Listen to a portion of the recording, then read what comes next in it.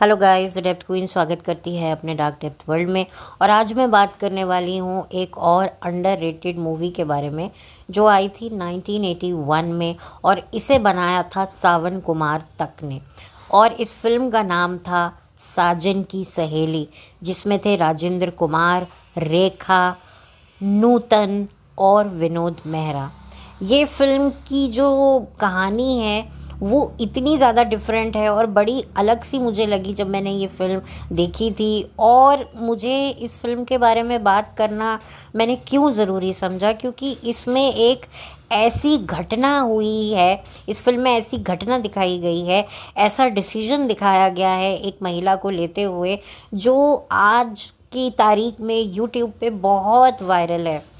तो चलिए मैं कहानी बताऊंगी तो आपको अपने आप चीज़ें समझ में आ जाएंगी कि क्यों मैं आप लोगों के लिए फ़िल्म लेकर आई हूँ और क्या मेरा इरादा है इस फिल्म को आप लोगों के सामने डिस्कस करने का। तो चलिए मैं बता देती हूँ। तो इस फिल्म की कहानी होती है रेखा पर। जी हाँ, रेखा इसमें एक जवान लड़की हैं जिन्हें एक दिन एक ऐसी बात पता चलती है जिससे उनका जो उनकी लाइफ है वो एक तरीके से घूम जाती है कि जो उनकी माँ है एक्चुअल में वो उनकी माँ नहीं है, बल्कि उनकी असली माँ तो कोई और हैं। और उनकी असली माँ ने उनको छोड़ दिया, लिटरली छोड़ दिया, अबैंडन कर दिया अपने सुख के लिए।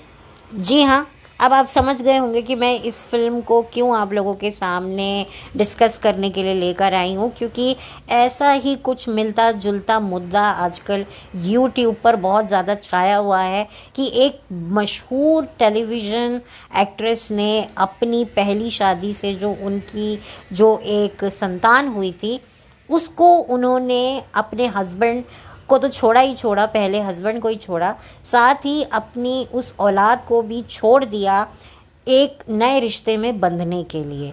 अब वो ये बात कितनी सच है कितनी सच नहीं है वो एक अलग बात है, लेकिन बहुत सारे लोगों को जब ये बात पता चली तो उनको लगा कि भाई एक औरत कैसा ये डिसीजन ले सकती है। तो मैं आपको बता दूं ये फिल्म बनी थी 1981 में। तो आप सोचिए कि उस ज़माने में भी जो है इस तरह की चीज़ें होती थी। और जो फिल्में होती हैं वो एक तरीके से हमारे समाज का आईना कहा जाता है। तो कहीं ना कहीं इस तरह के किस्से तो होते होंगे ना। मैंने खुद ये बात सुनी है कि भाई लड़की कम एज में विधवा हो जाती है, बच्चा होता है, तो उसके जो लड़की के घर वाले होते हैं वो कहते हैं कि भाई तू दूसरी शादी कर ले, तेरे बच्चे को हम ले लेंगे। तो एक तरीके से बच्चे को वो अबैंडन ही कर देती है ना दूसरी शादी करने के लिए कि चलो मेरे जो घर वाले हैं, मेरा जो परिवार है, मेरे माँ बाप हैं, वो मेरे बच्चे को देख लेंगे और मैं अपना नया संसार बसा लूँगी। बहुत सारी ऐसी बहुएं होती हैं जिनके सास ससुर ही उनकी दूसरी शादी करवा देते हैं और बच्चे अपने पास रख लेते हैं। तो ये भी एक तरह से अबैंडन ही हुआ ना, यानी छोड़ा ही है ना अपनी हसरतों के लिए। तो बहुत सारी ऐसी औरतें करती हैं। हाँ, लेकिन कुछ औरतें ऐसी भी होती हैं जो अपनी आशिक मिजाजी के चलते जो है उनको किसी और से प्यार हो जाता है और फिर उनको बच्चा छोड़ना पड़ता है या वॉटेवर, या फाइनेंशियली वो इतनी स्ट्रांग नहीं होती हैं, लेकिन औरतें भी जो हैं वो बच्चा छोड़ देती हैं। ये कोई बहुत बड़ी बात नहीं है। और कई ऐसे मर्द होते हैं जो बिल्कुल एक माँ की तरह अपने बच्चे की जिम्मेदारी लेते हैं। हालांकि मर्द लोग इस चीज़ के लिए बड़े बदनाम हैं कि बच्चा छोड़ देते हैं, उनको अपनी औलाद से कोई लेना देना नहीं होता, वो तो दूसरी शादी कर लेते हैं, नए बच्चे पैदा कर लेते हैं। लेकिन कुछ ऐसे भी मर्द होते हैं जो अपने बच्चे, अपनी औलाद को नहीं छोड़ते हैं किसी भी कीमत पर। वो बात अलग है कि अगर वाइफ कोई बहुत पावरफुल हो तो अपने पावर के बलबूते पर डरा धमका कर छुड़वा दे, वो एक अलग बात है। तो इसी वजह से मैंने इस फिल्म के बारे में बात करी कि ये फिल्म की कहानी भी ऐसी ही है। और जब रेखा को पता चलता है कि मेरी माँ ने मुझे छोड़ दिया क्योंकि वो शादी से पहले मेरे फादर से प्रेग्नेंट हो गई थी, और मेरा फादर जो था, एक्चुअल में जो मेरा फादर था वो इतना फाइनेंशियली रिच मैन नहीं था, इसीलिए मेरी माँ ने उसे रिजेक्ट कर दिया। और मेरी माँ का रिजेक्शन वो बर्दाश्त नहीं कर सका और उसने अपनी खुद की ही जान की कद्र नहीं की। तो इसके चलते मेरी माँ को जब पता चला कि वो प्रेग्नेंट है तो उन्होंने अपना बच्चा किसी और की गोद में थमा दिया और आज की तारीख में वो एक अमीर आदमी की बीवी बनकर बैठी है और वो अमीर आदमी होता है राजेंद्र कुमार। हालांकि राजेंद्र कुमार से उसे कोई बच्चे नहीं हो पाते हैं, लेकिन वो अपनी अमीरी में बैठी हुई होती है। और फिर एक दिन जो है राजेंद्र कुमार और रेखा मिलते हैं और फिर राजेंद्र कुमार को सारी बातें पता चलती हैं और फिर राजेंद्र कुमार और रेखा मिलकर एक प्लान बनाते हैं उसकी बीवी को समझाने के लिए, सबक सिखाने के लिए कि रेखा और उसका एक अफेयर है, जबकि वो उसको अपनी बेटी ही मान चुका होता है। कि जो नूतन है वो इस बात को, हम इस तरह की अगर चीज़ें करेंगे तो उसको थोड़ा सा हम जो है थोड़ी उसकी अकल ठिकाने लगाने के लिए जो है हम ये नाटक करेंगे जिससे वो परेशान हो और फिर जो है वो इस चीज़ को एक्सेप्ट करे।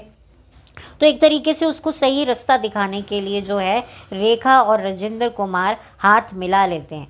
अब एंड में क्या होता है क्या नहीं होता है ये जानने के लिए आपको ये फिल्म देखनी पड़ेगी। और विनोद मेहरा जो होते हैं वो रेखा के लव इंटरेस्ट होते हैं। तो ये कहानी है और काफ़ी दिलचस्प लगी थी कहानी। ये फ़िल्म मैंने काफ़ी साल पहले देखी थी, लेकिन मुझे कभी पता नहीं था कि मैं इस फ़िल्म के बारे में इस तरीके से बात करूँगी और एक ख़ास मकसद से मैं इस फ़िल्म को आप लोगों के सामने लेकर आऊँगी। क्योंकि बीते दिनों ये मैटर काफ़ी ज़्यादा यूट्यूब पर वायरल रहा, बहुत सारे लोगों ने इस पर बात करी और सब ने अपना एक रिस्पेक्टेड एनालाइज आप लोगों के सामने रखा। देखिए, मैं यहाँ पर ये नहीं कहूँगी कि ये जो एलिगेशन है जो इस एक्ट्रेस पे लगाया है वो सच्चा है या झूठा है, वो एक बात की बात है। लेकिन ये बात सच है कि औरतें भी जो हैं अपनी खुशी के लिए जो हैं अपनी औलादों की कुर्बानी कर देती हैं। तो मैं कभी कभी ये बात देखती हूँ कि भाई बहुत सारी औरतें जो होती हैं जो लिटरली बच्चा पैदा नहीं कर सकती हैं, वो अपने आप को एक सेल्फ नेगेटिविटी में रखती हैं। तो मैं उनको यही कहूँगी कि आप औरतें उन औरतों से तो कई ज़्यादा बेहतर हैं जो माँ बनने के बाद अपनी माँ की जिम्मेदारी को छोड़कर जो हैं वो भाग लेती हैं। एटलीस्ट उन औरतों को शर्म नहीं आती है, तो आप किस तरीके से अपने आप को सेल्फ नेगेटिविटी में आप रखती हैं, मुझे ये कभी समझ में नहीं आता। मैं अगर अपनी बात करूं तो मैंने अपनी पूरी ज़िंदगी में कभी भी इस बात का रिग्रेट नहीं किया कि मेरा खुद का कोई बच्चा नहीं है या मैं इनकम्प्लीट हूँ, नहीं, बल्कि मैं समझती हूँ कि मैं बहुत ब्लेस्ड हूँ। सारी दुनिया के बच्चे मेरे बच्चे हैं, ऐसा कहने का मेरे में जिगरा तो है, गूदा तो है। नहीं तो अपना बच्चा पैदा करके औरत का जो एक विज़न होता है वो बहुत शॉर्ट हो जाता है, मेरा बच्चा मेरा बच्चा मेरा बच्चा। और कुछ और औरतें तो ऐसी होती हैं कि अपने बच्चे को पैदा करने के बाद उन्हें छोड़ देती हैं और कभी भी पलट के नहीं देखती हैं। तो फिर उन औरतों से तो फिर हम औरतें जो बच्चा नहीं चाहती हैं या जिनको बच्चे नहीं होते हैं वो ज़्यादा बेहतर है।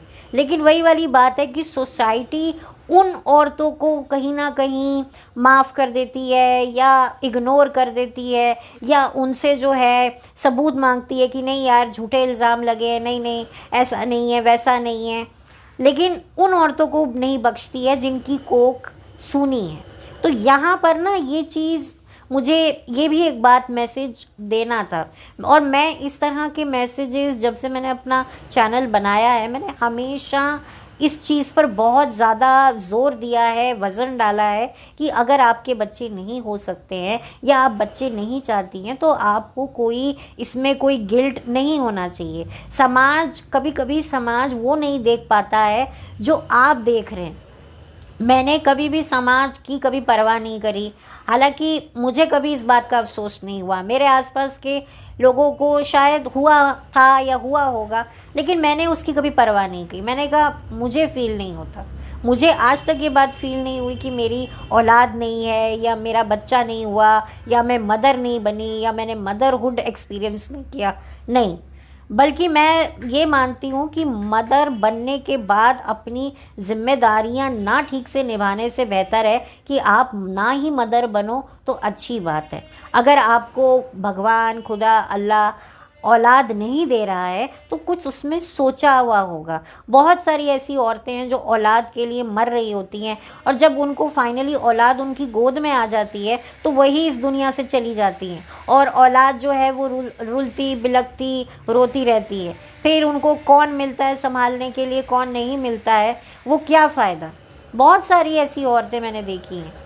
तो बेहतर है कि इसीलिए कई औरतें जो बोलती हैं ना, आजकल बड़ा रह गया है मदरहुड इज़ बहुत ही अच्छा एक्सपीरियंस है, मदरहुड बहुत ही ब्यूटीफुल जर्नी है। जब मैं ये स्टेटमेंट सुनती हूँ ना, मुझे लिटरली हंसी आती है।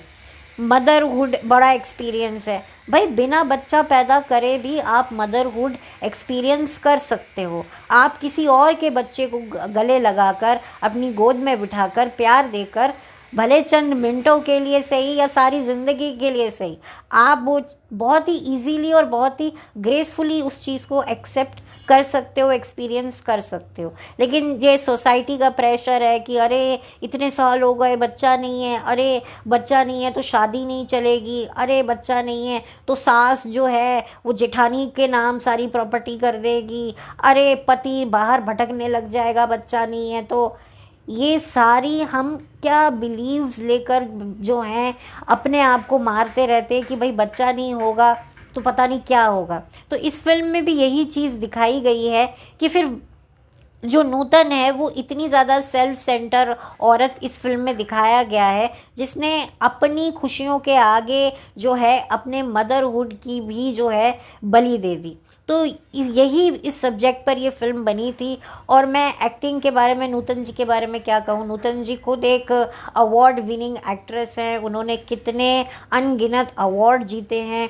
उनकी फैमिली में एक से बढ़कर एक धुरंधर हैं, जैसे कि उनकी बहन तनुजा, उनकी मदर भी एक्ट्रेस थी, और नूतन जी का बेटा मुनीश बहल, जिसका वो डायलॉग आज भी लोग याद रखते हैं कि एक लड़का और एक लड़की कभी दोस्त नहीं होते। तो आप सोच सकते हैं नूतन जी कहाँ से ताल्लुक़ रखती थी। तो उनकी एक्टिंग पर तो मैं कोई सवाल कर ही नहीं सकती हूँ। और रेखा तो भैया, रेखा तो रेखा ही है, द एवरग्रीन रेखा। और विनोद मेहरा जी भी बहुत ही मशहूर अभिनेता थे, जिन्होंने बहुत कम वक्त में जो है बॉलीवुड में अपना एक नाम बनाया। और राजेंद्र कुमार तो जुबली कुमार हैं ही, जो मतलब अपनी कहते हैं ना, उनकी जितनी भी फिल्में रही हैं वो काफ़ी कामयाब रही हैं और यादगार रही हैं, और सब ने जो है जुबलियाँ न जाने कितनी जुबलियाँ देखी हैं, इसलिए उनका नाम जो है जुबली कुमार रहा है। वो बात अलग है कि उनके बेटे ने वैसी सक्सेस नहीं देखी, हालांकि पहली फिल्म से उन्होंने ज़रूर वो सक्सेस देखी थी जो उन्हें लव स्टोरी मूवी से मिली थी। लेकिन वही वाली बात है कि चलो ये तो होता ही होता है, अब इसमें क्या कर सकते हैं। खैर, लेकिन ये पूरी की जो फिल्म है एंटरटेनिंग है, थोड़ा डिफरेंट टॉपिक है। फैमिली के साथ मैं नहीं रिकमेंड करूँगी कि आप ये फ़िल्म देखें, लेकिन ये फ़िल्म आप जो है वैसे देख सकते हैं। काफ़ी डिफरेंट सब्जेक्ट लगेगा। और सावन कुमार तक, जो कि एक बड़े मशहूर जो हैं प्रोड्यूसर, डायरेक्टर हैं, राइटर हैं, जिन्होंने कई फिल्मों के गाने भी लिखे हैं, उनका एक बहुत ही अलग तरीके का विज़न था। वो विज़न भी आपको इस फिल्म के माध्यम से देखने को मिलेगा। और उनकी जो पत्नी थी, एक्स वाइफ जो थी सावन कुमार जी की, वो म्यूज़िक डायरेक्टर थी। फीमेल म्यूज़िक डायरेक्टर बहुत कम होती हैं, और उन्होंने भी कुछ फिल्मों में अच्छा संगीत दिया है। तो खैर, ये छोटा सा एक मेरा एक ब्रीफिंग थी। हालांकि मैंने फ़िल्म के बारे में शायद इतनी बात नहीं करी है, शायद क्या यकीनन इतनी बात नहीं करी है, लेकिन एक टॉपिक को मैंने ज़रूर कवर किया है, क्योंकि मैं डायरेक्टली बात नहीं करना चाहती थी ड्यू टू सिक्योरिटी रीज़न। आपको पता ही है कि क्या क्या चल रहा है आजकल यूट्यूब पर। लेकिन यस, मैं अपनी उस पॉइंट को भी प्रूव करना चाहती थी कि ऐसा होता है, और अगर ऐसा कोई औरत कर रही है तो हम उसको कितना भी क्रिटिसाइज़ कर लें, कोई फ़ायदा नहीं है। At the end of the day हर कोई, कहते हैं ना, सवारी अपने सामान की खुद ही जिम्मेदार है। तो हर कोई अपने गुनाहों का जो कथनी करनी है वो उसको खुद को ही भुगतनी है, हम चाहे क्रिटिसाइज़ करें या ना करें। तो खैर, ये फ़िल्म यूट्यूब पर अवेलेबल है, और मैं इसका लिंक डिस्क्रिप्शन बॉक्स में डाल दूँगी। ये भी एक अंडररेटेड मूवी है और मुझे पता है इसकी मूवी के बारे में बहुत से लोगों को नहीं पता होगा, और जिनको नहीं पता है इसीलिए मैंने इस मूवी के बारे में बात कर रही हूँ कि इसमें एक काफ़ी अहम मुद्दे को हाईलाइट किया गया कि एक औरत भी अपनी ठरक कह लो, हवस कह लो, पैसे की ललक कह लो, कुछ भी कह लो, के लिए बहुत बड़ी एक कुर्बानी देने में पीछे नहीं हटती है अगर वो चाहे तो। और बहुत सारी फ़िल्में फिर आगे जाकर भी बनी हैं। मैंने एक फ़िल्म और अपने चैनल पर बात करी थी, एक फ़िल्म का मैंने रेफरेंस दिया था जब मैंने थोड़ा उस एक्ट्रेस के बारे में बात करी थी। वो फ़िल्म थी ज़ुबैदा। उस फ़िल्म में भी जो है करिश्मा कपूर अपना बच्चा छोड़ देती हैं बिकॉज़ उनको दूसरी शादी करनी होती है एक दूसरे धर्म के लड़के से। तो जो करिश्मा की जो फैमिली होती है वो इसी शर्त पे उस शादी को राज़ी होते हैं कि आपको अपना बच्चा हमें देना पड़ेगा। और एट लास्ट वो ममता और मोहब्बत में अपनी मोहब्बत को चुनती है और ममता को गुड बाय कहती है। तो ये ऐसा कोई अनोखी बात नहीं है। हालांकि जो हमारी जो इंडियन कल्चर है वो इस बात को एक्सेप्ट नहीं करता है, लेकिन ऐसी चीज़ें होती हैं और बहुत सारी औरतें ऐसे कठोर निर्णय लेती हैं। तो चलिए अब मैं इस वीडियो को बंद करती हूँ और आप लोग बताइएगा कि आपने ये फ़िल्म देखी है तो आपका क्या एक्सपीरियंस रहा है, या आपको ये फ़िल्म अगर अच्छी नहीं लगी तो क्यों नहीं अच्छी लगी। तो आप अपने ओपिनियन मेरे साथ ज़रूर शेयर कीजिएगा, मुझे इंतज़ार रहेगा। और sorry for background noise once again. मैं जानती हूँ कि मेरे पास एक अच्छी जगह नहीं है आप लोगों के साथ बात करने के लिए। मेरे आसपास कब हमेशा कुछ ना कुछ ऐसा रहता ही है। मैं बहुत कोशिश करती हूँ, लेकिन मैं जो है अपना रिस्पॉन्सिबिलिटी से भी पीछे नहीं हट सकती, और मेरी रिस्पॉन्सिबिलिटी है यूट्यूब पर आपको एंटरटेन करना। तो इसी वजह से मुझे ऐसी आवाज़ों के बीच में, ऐसी साउंड्स के बीच में वीडियो रिकॉर्ड करनी पड़ती है। लेकिन मेरी कोशिश रहती है कि मैं जो है आपको अपनी शब्दों को सही तरीके से आपके कानों तक पहुंचाऊं। तो बस अगर आपको कोई डिस्टर्बेंस फ़ील होता हो तो उसके लिए मैं तहे दिल से माफ़ी चाहती हूँ। तो चलती हूँ, bye, take care, thank you so much.